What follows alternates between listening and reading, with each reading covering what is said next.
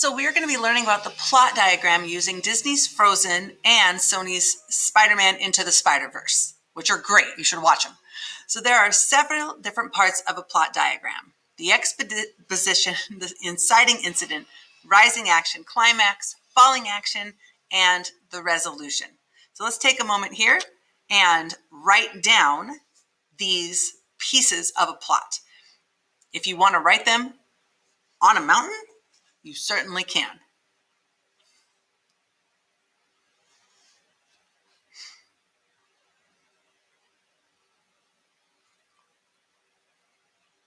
All right, let's look at what each of these are individually. So first of all, the exposition. Exposition is background information about the setting and the characters. The setting is where something happens and characters are who is in the story. So in Frozen, when Elsa and Anna's father tells the story about what happened when he was young, it introduces and we learn important background information that will help us understand the setting and the conflict. Now, this is Frozen 2, so spoiler alert, just so you know. Then we see this game of charades, and we are reintroduced to the main characters.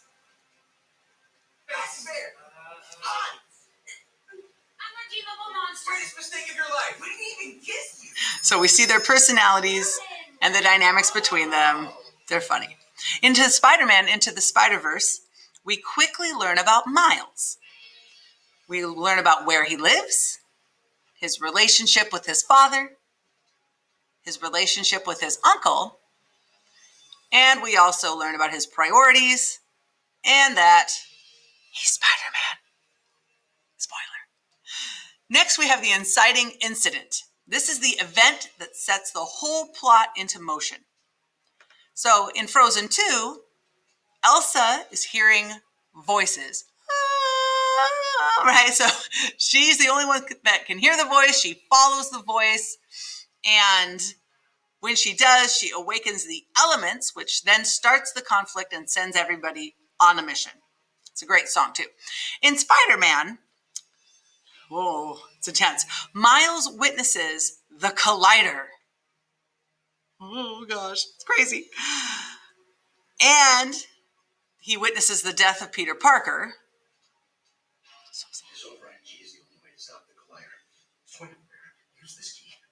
Spider-Man sends him on a mission.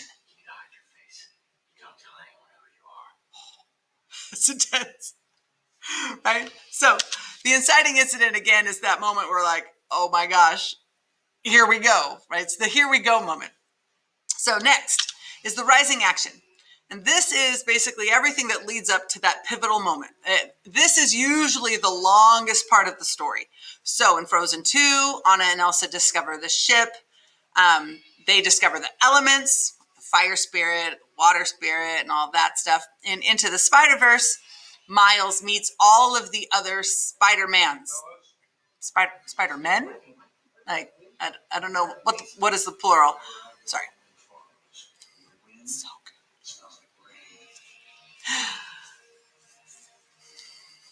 And he struggles to control his abilities. So there's several plot lines that are all building in the rising action. Then you have the climax of the story. This is the turning point. It creates a shift in the plot and a change in the characters. It's usually the moment where you're like, oh my gosh, oh, like that. So in Frozen 2, Elsa learns the truth about her grandfather.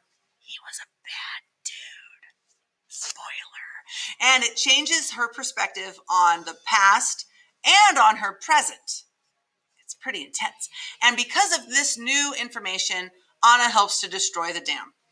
So it's this huge, big thing. Okay, so Into the Spider-Verse, the climax of the story is the big showdown, right? So in action movies, it's usually a big fight, right, that happens. And he's able to master his abilities. In this showdown, we see all of these things kind of come together. The falling action happens after the climax and leads to the resolution. So it's kind of the results of this climax, but not everything is settled yet. Resolution, that's where everything is settled.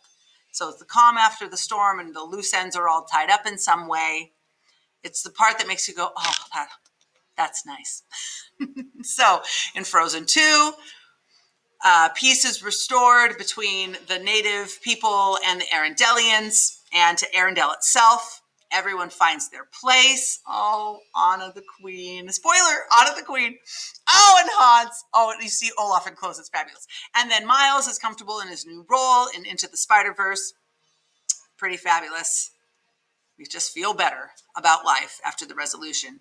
He has a better relationship with his dad, who appreciates his artistic abilities. When I feel alone, like no one understands what I'm going through, I remember my friends who get it.